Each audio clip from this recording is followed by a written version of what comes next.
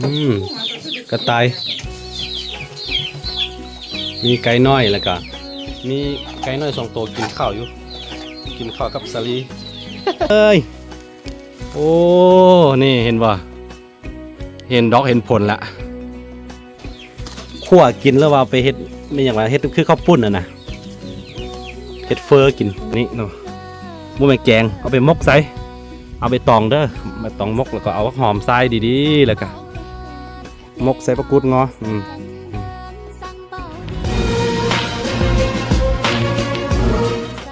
สบายดีทุกคนยินดีต้อนรับเข้าสู่ซองอาคาน้อยตอนนี้เราอยู่บ้านสวนเด้อฝนตกหาเช้ากระต่ายมีไก่น้อยแล้วก็มีไก่น้อย2 ตัวกินข้าวอยู่กินข้าวกับสาลี นี่ขั่วสาลีกินคือพี่นี่เขาซี่เอาสาลีตัวนี้กินแบบว่าโอ้แซ่บด้วยตัวนี้เด้อสาลีเห็นบ่สาลีตัวนี้มันจะใหญ่แบบนี้นะว่าเป็นข้าวโพดที่เขาปลูกแบบว่านั่นเด้อันนี้มันกินได้แล้วก็เวลาแกมาเขาสิเกลืออาหารแบบนี้เกลือหมูเกลือเป็ดเกลือไก่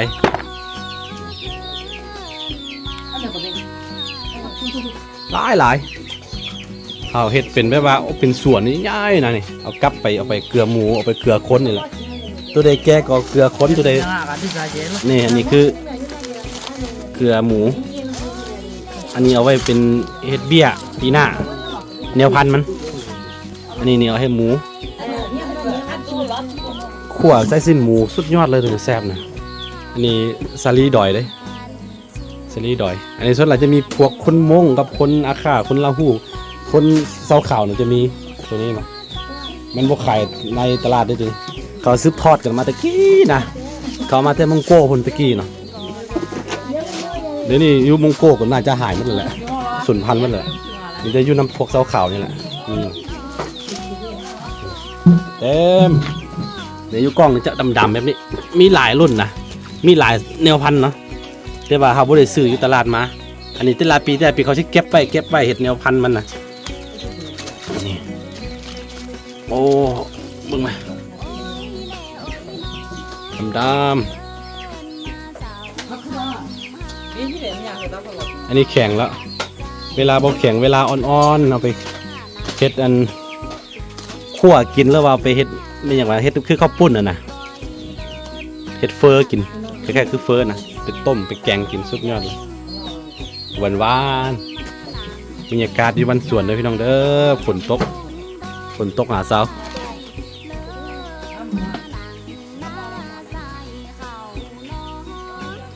ทำอิดว่าสิไปตกป่าแต่ว่าฝนตกเวลาฝนตกแบบนี้มันโมมากินเนื้อนะเป็ด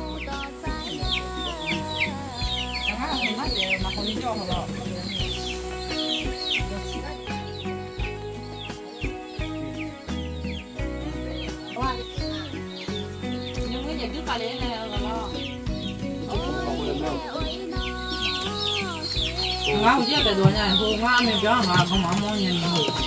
อาจจะน่ามันน่าดูตัวละตัวอยู่บ้านสวนเด้อเขาสิไปตกเบ็ดกันช่วงนี้เขากินได้ปลาสิฮอดปีแล้วเริ่มกินตั้งแต่เดือน12เดือนธันวา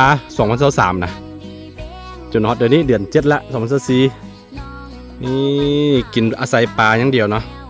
เขาบ่ได้ขายหลายแต่ว่าเขากินมันเนาะกินมันนี่ค่อนข้างหลายแล้วแหละหลายครอบครัวกินน้ำกัน4-5ครอบครัวเนาะกับพี่เสาแม่ตุลีแม่ตะก้องแล้วก็ครอบครัวควายแล้วก็มีพี่สาวอีกคนเนาะที่ใหญ่มาแต่บ้านไม้เพิ่นใหญ่มาแต่ทางอุดมไซเพิ่นมาอยู่แล้วก็มี5ครอบครัวกินน้ำกันตอนนี้นี่เห็นไหมเงาะก็เริ่มเป็นมากแล้วพี่น้องเอ้ยโอ้นี่เห็นบ่เห็นดอกเห็นผลละนี่ตอนนี้หากระถางออกไปทรงแล้วนี่บ่ฮอดเดือนเถอะติ๊บอีกแล้วเนื่องจากว่ามันเป็นหญ้าคานะขึ้นไว้หน้าฝนนี่เป็นมาร์กมันแล้วพี่น้องเลยที่ได้กินแล้วนี่โอ้เห็นดอกเห็นผลละอันนี้2 ปีเสี้ยว2 ปีเต็มละที่เอามาปลูกเนาะ ปลูกหลายล้นแต่ละปีเขาปลูกตลอดนี่ปลูกไว้ตัวนี้โอ้ต้นน้อยๆแต่ว่ามีมักว่าก็หลายเด้นี่ใหญ่แล้วเดี๋ยวเดือนหน้าน่าจะได้กินละกินเอาหมานโอ้สีมือเขาปลูกเองได้ดิเดี๋ยวถ้าอีกประมาณ3-4 ปีข้างหน้านี่30กินพี่น้องเลยเพราะว่าต้นเงาะเขาลงไปเกือบมา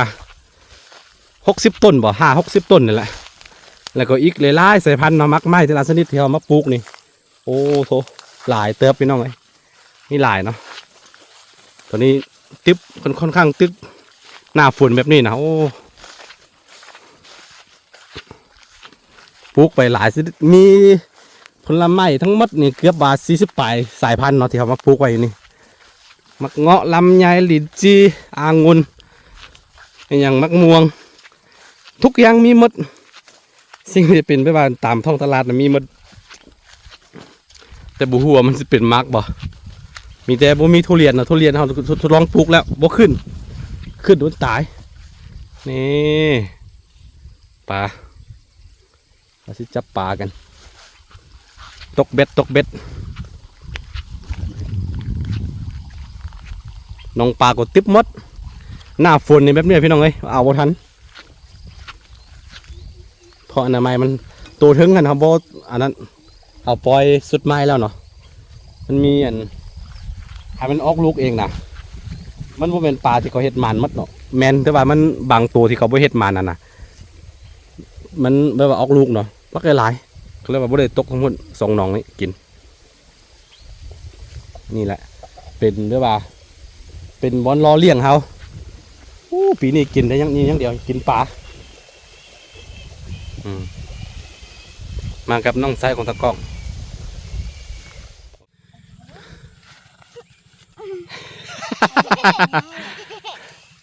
มีตัวทากหลายตัวทากหน้าฝนเนาะ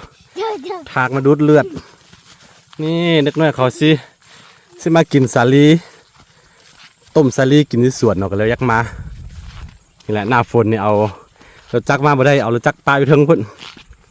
นี่แหละแต่ละมือวิถีชีวิตนะ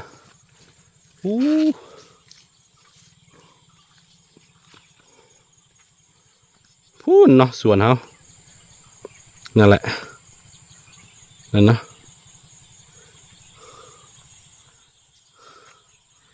นี่แต่ละมือของเขากับประมาณนี้วิถีชีวิตมันอาจจะเมื่อยนิดนึงถ้าเทียบกับว่ากันอยู่ห้องลาห้องการเนาะอยู่ห้องแอร์แต่ว่ามันกะสบายใจด้วยนึงสบายใจกว่านะแบบขั้นว่าเขายักพักแล้วกับพักได้ขั้นว่าเขาเมื่อยแล้วก็พักได้บ่เป็นยังนะมันบ่มีผู้ใดมาบังคับอ่ะนะเป็นเจ้าตัวเองข้อดีอย่างเดียวนี้เรื่องนั้นก็รู้สึกว่าจะเมื่อยกว่าผู้อื่นการเฮ็ดเกษตรการเฮ็ดสวนนี่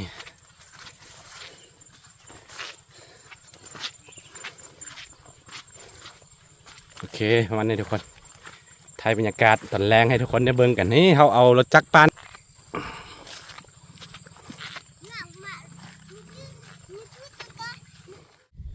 ในระหว่างทางกลับบ้านเขาก็ซิเก็บเอานี่ผักกูดงอนี่ไปใส่มกเห็ดปวกทุกคนเลยผู้ใดบ่เคยซิมลองไปซิมเบิ่งเด้อเอาใบตองนี่แหละไปมกใส่เห็ดปวกเนาะตัวเห็ดโคนน่ะนะเอิ้นว่าเห็ดปวกเอิ้นว่าเห็ดโคนในบ้านค่อยแต่ว่าภาษาไทยเอิ้นว่าเห็ดปวกบ่เอาไปมกใส่สุดยอดเลยตัวนี้ผักกูดงอเก็บตำปลาเราในระหว่างทางกลับบ้านตัวนี้เด็กน้อย2 ตัวท่าอยู่ทาง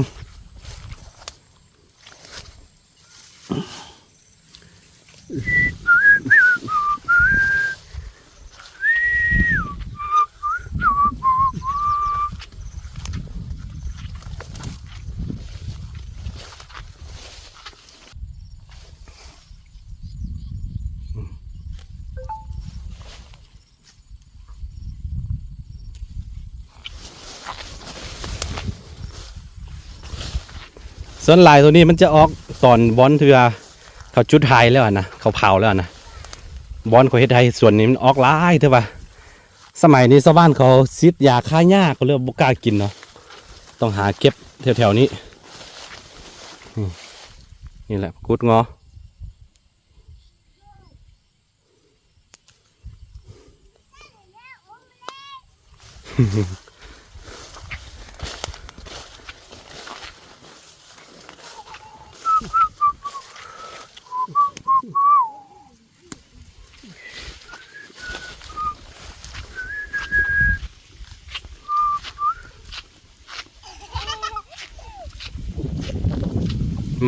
มาซาโตลาญาเลต้องให้อามิโอนี่มาเซเบิ้งนี่มึงไหมเขาจะไปแกงใส่เห็ดตัวนี้เนาะมึงไปแกงเอาไปมกใส่เอาไปตองเด้อมาตองมกแล้วก็เอาหอมใส่ดีๆแล้วก็มกใส่ปลากุดงอสุดยอดความแซ่บความอร่อยโอเคเช่าสิใช่สิมาซาโตลาญาเล Ma fatolanya la le to hey you